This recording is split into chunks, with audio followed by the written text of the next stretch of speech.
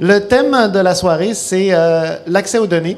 Comment faire en sorte que les données que le gouvernement détient sur la santé, principalement les données des facturations médicales, des hospitalisations, comment ces bases de données peuvent être conçues comme un bien public et de quelle façon elles peuvent être mises à disposition pour le bien commun. On a 4 panélistes qui apportent tous un éclairage intéressant et je suis vraiment extrêmement content qu'ils aient accepté de venir présenter ce soir. Je vais vous les présenter dans 2 secondes.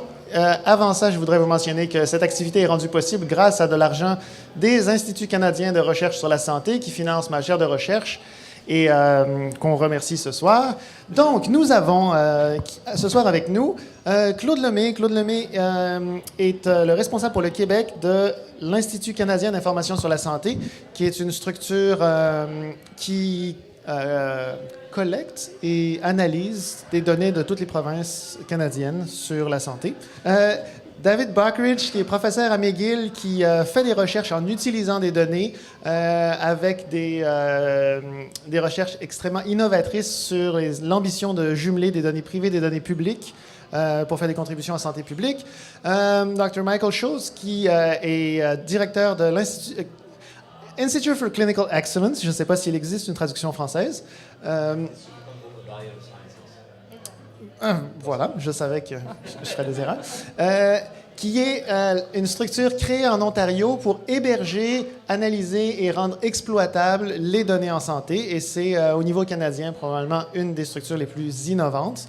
Et finalement, Carole Beaulieu, qui est éditrice principale du magazine L'Actualité, qui, j'ai lu sa bio, a reçu une multitude de prix comme journaliste et qui, pour ceux qui ne l'ont pas vu, vous en avez sur vos tables, il y a un numéro de l'Actualité qui discute d'une partie des problématiques ce soir.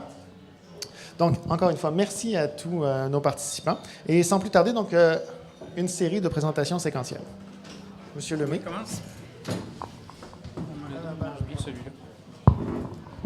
Alors, merci pour l'invitation. Donc, je vais vous parler pendant quelques minutes de l'Institut canadien d'information sur la santé. Je vais utiliser l'acronyme ICIS, à ne pas confondre avec ICIS, d'où Michael vient en Ontario.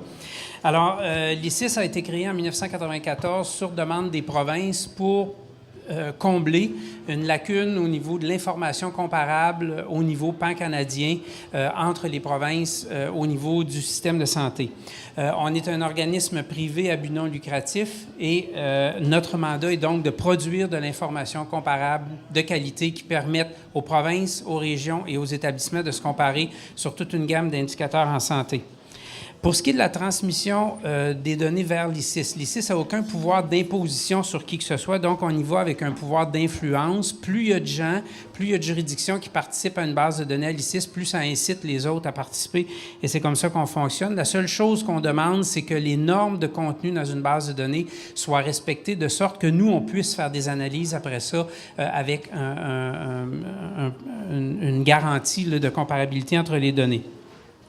Le droit de recevoir des données à l'ICIS dépend des lois qui sont en vigueur dans chacune des provinces, donc il peut y avoir certaines différences. Pendant la période de questions, on pourra peut-être traiter de choses plus spécifiques.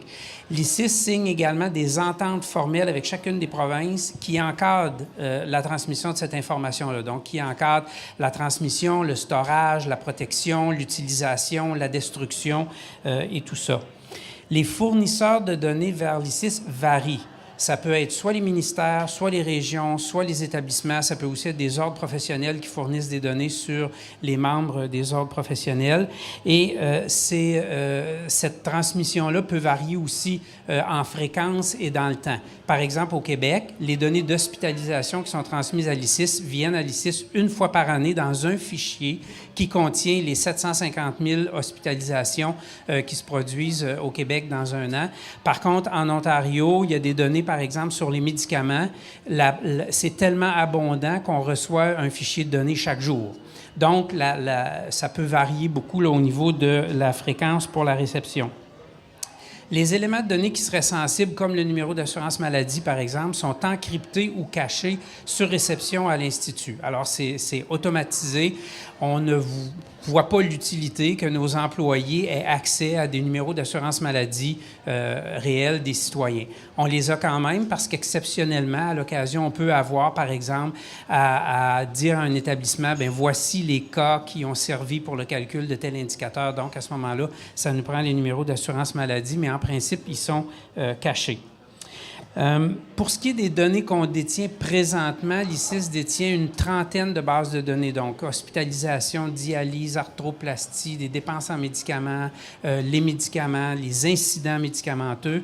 Et le secteur le plus faible, c'est la première ligne. Les cliniques médicales ne sont pas toutes informatisées et celles qui le sont ne sont pas toutes informatisées avec des mêmes normes de contenu. Les fabricants de logiciels peuvent développer leurs logiciels à offrir à des cliniques comme ils le veulent. Alors, on a tenté à quelques reprises avec des projets pilotes d'intégrer des données de première ligne pour tenter d'en faire des analyses, étudier la clientèle diabétique ou des choses comme ça. Mais les données étaient tellement difficiles à traiter et il y avait beaucoup de traitements manuels qui étaient nécessaires que c'était intenable. Alors, on a cessé de le faire. Donc, ça, c'est une priorité de développement pour l'avenir.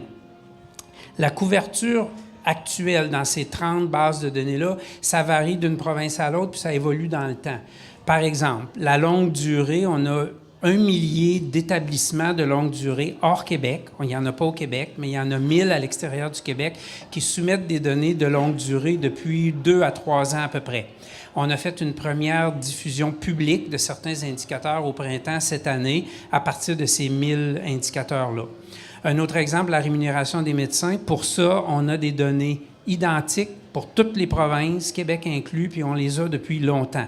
Donc, on a des données au niveau du prescripteur, les actes qui sont facturés, certaines informations de base sur le patient avec âge, sexe, qui nous permet de faire certains regroupements.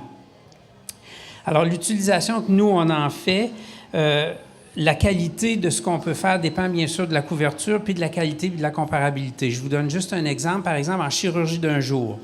À l'échelle du Canada, il n'y a pas d'entente, il n'y a pas de consensus sur qu'est-ce qui constitue une chirurgie d'un jour. Donc, dans certaines provinces, des endoscopies, par exemple, sont rapportées comme des chirurgies d'un jour. Dans certaines provinces, des petites chirurgies mineures en plastie, par exemple, qui peuvent être faites dans un cabinet médical, sont rapportées en chirurgie d'un jour. Donc, on est toujours très prudent quand on travaille avec les données de chirurgie d'un jour parce qu'on sait qu'il y a quelque chose au niveau des définitions puis qu'on n'a pas encore réussi, en travaillant avec tous nos partenaires, à faire un consensus là-dessus.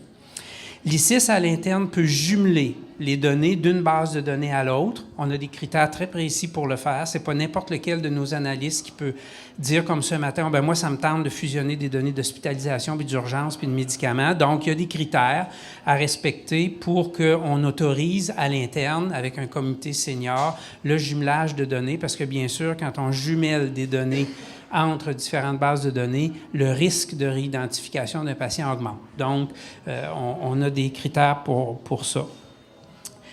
Nos analyses sont coordonnées, si je peux dire, par un plan analytique, parce qu'avec les bases de données qu'on a, on pourrait faire des milliers d'analyses par année, donc il faut voir un peu de structure là-dedans. Alors, on a un comité d'aviseurs experts externes qui nous guident dans les choix analytiques. Et on fait aussi, à tous les 3-4 ans, une grande tournée pan-canadienne où on va aller rencontrer les chercheurs, les décideurs, les cliniciens pour voir quelles seraient les priorités de recherche dans l'avenir. Alors, je peux vous dire que dans la dernière tournée qu'on a faite, les grands utilisateurs, les personnes âgées, la santé mentale ont été identifiés comme étant, et la première ligne ont été identifiés comme étant des priorités d'analyse pour l'avenir. Et la diffusion publique, elle peut dépendre des règles que les provinces ont établies avec nous dans chacune des ententes qu'une province signe avec l'ICIS. Par exemple, il y a quelques années, nous ne diffusions aucune donnée publique au niveau des établissements. On ne le faisait qu'au niveau des provinces et des régions, mais maintenant, depuis quelques années, on diffuse également des résultats au niveau des établissements de façon publique. Pour ce qui est des demandes faites par des tiers pour obtenir des données qui sont à l'ICIS, l'ICIS peut transmettre des données à des tiers, des données soit agrégées ou des données détaillées au niveau des enregistrements selon certaines conditions. Et ces conditions-là peuvent varier selon les provinces. Je pourrais répondre aux questions tantôt. Pour les données au niveau des enregistrements, le demandeur doit signer une entente de confidentialité par laquelle il doit rencontrer certaines conditions de storage, de protection, de destruction. Il y a une période de conservation qui est prédéterminée. Et l'ICIS peut aussi aller faire des visites à l'impromptu chez un chercheur pour s'assurer que ces règles-là de protection des informations sont faites. Les demandeurs aussi, les tiers qui feraient des demandes à l'ICIS peuvent aussi obtenir des données jumelées. Et à ce moment-là, encore là, il y a des critères qui doivent être rencontrés. Il y a un comité à l'interne qui doit autoriser le jumelage des données avant que ça soit donné à un tiers. Pour des gens qui demandent des données au niveau des enregistrements et qui incluraient des données du Québec, là, il y a une condition additionnelle ici que ce chercheur-là doit passer par la commission d'accès avant. Quand la commission d'accès a donné l'autorisation à ce chercheur-là, nous, on peut préparer les données et les transmettre.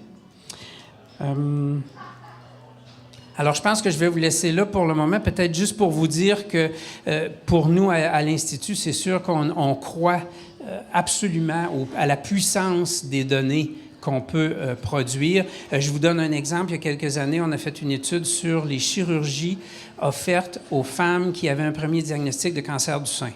Alors, on peut faire soit une mastectomie, on peut faire une chirurgie conservatrice du sein où on va enlever seulement la tumeur et un peu de tissu sain autour. Quand on a produit cette analyse-là, le recours à la mastectomie, qui était la chirurgie la plus agressive, si vous voulez, ou la plus invasive, le taux variait de 17 % au Québec à 69 % en Ontario. À Terre-Neuve, excuse Michael. À Terre-Neuve. Alors, le message était bon, ou était agréable, ou en tout cas rassurant pour les femmes du Québec, mais il l'était moins pour les femmes de Terre-Neuve. Et à ce moment-là, on travaille avec les ministères pour préparer la publication de ces rapports-là. Et on verra dans les années à venir si d'avoir sorti un rapport de cette nature-là, ça aura un changement au fil du temps sur les pratiques médicales. Alors, je m'arrête là, puis je serai disponible pour les questions. Et donc, je vais passer la parole à David Buckridge. Mais avant, pendant la pause, je demandais à Claude si jamais, comme chercheur, je lui demandais les données, est-ce que je les aurais? Et la réponse était quand même non. Fait qu'on va revenir plus en détail sur cette question de l'accès.